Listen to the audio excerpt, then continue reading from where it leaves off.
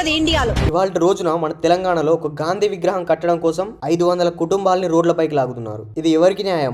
ఇటువంటి ధర్మాన్ని ఏమంటారంటే రౌడీ ధర్మం అంటారు. ఈ పేరు పలుకుబడుల కోసం అమాయకులైన ప్రజల జీవితాలతో ఆడుకుంటున్నారు. ప్రజాప్రభుత్వం కాదు, ప్రజల్ని ఇబ్బంది పెట్టే ప్రభుత్వం. 6 గ్యారెంటీలు అమలు చేయడానికి ఖజానాలో డబ్బులు లేవు. నా దగ్గర పంచడానికి భూములు లేవు. మిమ్మల్ని ధనవంతులు చేయడానికి ఖజానా ఖాళీగా ఉన్నది.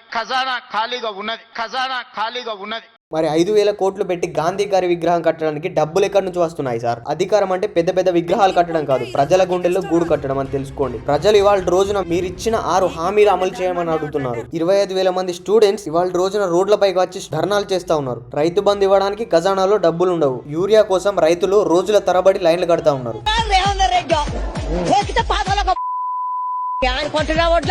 తెలంగాణలో టెంపుల్స్ మీద దాడులు అయితే పట్టించుకోరు. చిన్న పిల్లల నుండి హయ్యర్ ఎడ్యుకేషన్ చదువుతున్న పిల్లలందరూ ఇవాళ బేసిక్ ఫెసిలిటీస్ కోసం రోడ్లు ఎక్కి ధర్నాలు చేస్తా ఉన్నారు.